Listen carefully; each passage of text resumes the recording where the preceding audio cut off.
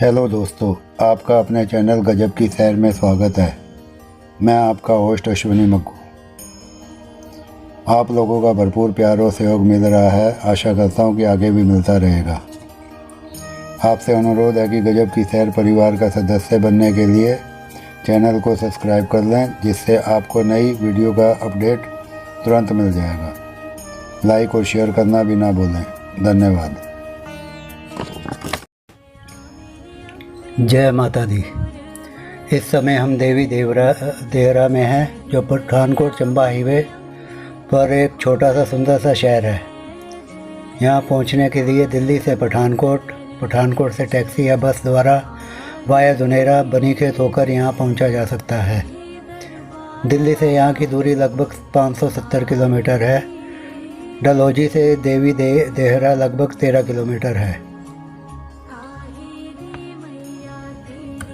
आज हम यहाँ के प्राचीन मंदिर जालपा माता के दर्शन करेंगे और इस मंदिर की अद्भुत कहानी बताएंगे। दोपहर का समय है और इस समय मंदिर बंद है। हमें आगे जाना है, इसलिए अभी दर्शन कर लेते हैं। वैसे तो 12 महीने दोपहर को छोड़कर यहाँ लोगों का तांता लगा रहता है, लेकिन नवरात्रों में तो मेले जैसा माहौल हो जाता है।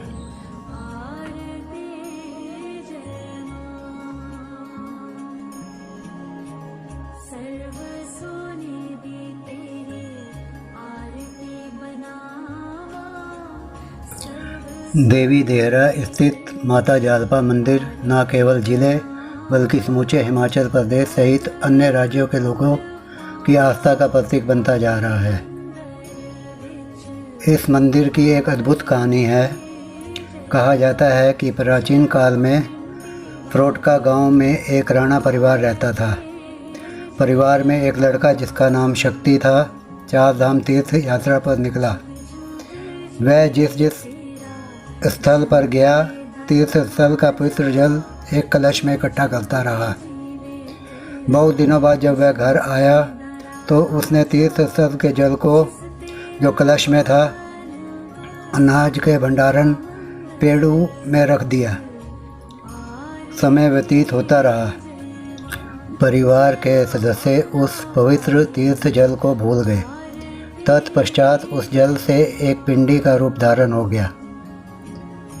एक बार इस क्षेत्र में अत्यंत भीषण अकाल पड़ गया। भूख के मारे लोगों में हाहाकार मचने लगा। बताया जाता है कि उस काल में अनाज रखने के लिए भंडारण, जिसे पेड़ू भी कहते हैं, हुआ करते थे, जिसमें अनाज सुरक्षित रहता था। सभी लोगों के पेड़ुओं में अनाज समाप्त हो गया, परंतु राणा परिवार के पेड़ों में पर्याप्त अनाज था। धीरे धीरे इस बात की चर्चा चारों ओर फैलने लगी तथा गरीब लोग राणा परिवार से अनाज ले जाकर अपना जीवन यापन करने लगे। राणा की पत्नी इस बात से दुखी रहने लगी कि हमारे पेड़ू में तो अनाज समाप्त ही नहीं हो रहा है। राणा की पत्नी ने इस दुखी मन से पेड़ू को पैर मार दिया और झाड़ू इत्यादि से अनाज को बटोरने लगी। तब उसकी दृष्टि उस पिंडी पर पड़ी और उसने पिंडी को उठाकर सुरक्षित स्थान पर रख दिया।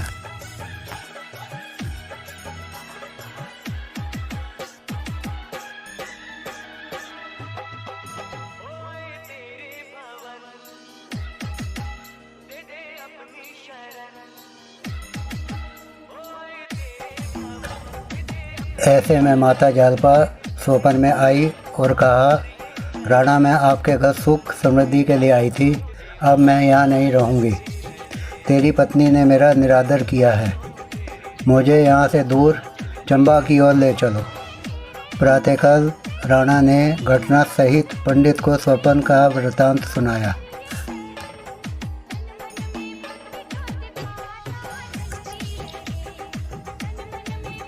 पंडित ने विधि विधान के साथ समझाया तथा कहा कि पेड़ू में पिंडी माँ जालपा की है, तो उसे श्रद्धापूर्वक अपने घर से वहीं ले जा।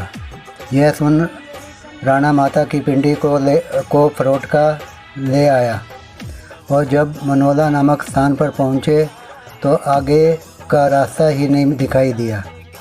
सभी लोगों ने इस चमत्कार को देख पालकी वहीं रख दी। रात को माता फिर राणा के स्वप्न में आई और कहा कि मैं आगे नहीं जाऊंगी, मुझे टांडल में रहना है।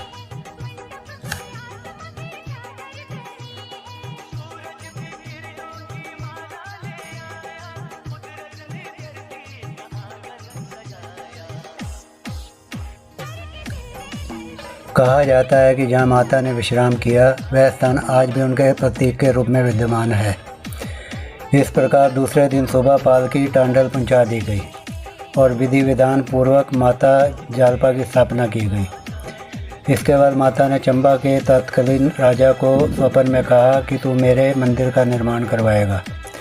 राजा ने यहाँ मंदिर का निर्माण करवाया और यहीं टांडल नामक स्थान आज माता जालपा के नाम पर देवी देहरा बन गया।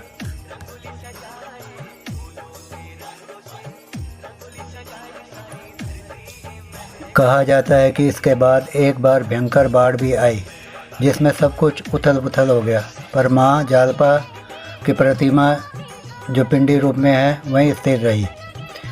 वर्तमान में माता जालपा के 7 पुजारी व 5 चेले तथा अन्य सेवक जन हैं।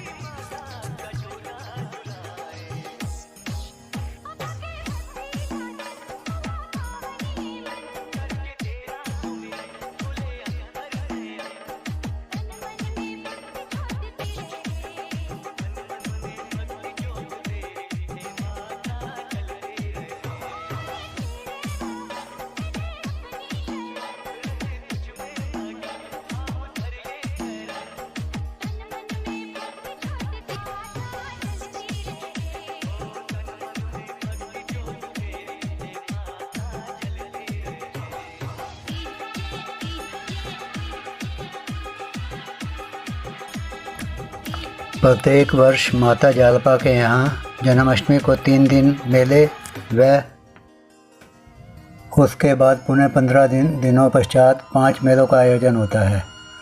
वर्ष में एक बार माता जालपा की असीम कृपा से भंडारे व जागरण का भी आयोजन किया जाता है। जो सच्चे मन से माता जालपा की प्रार्थना करता है उसकी हर मनोकामना पूर्ण होती है।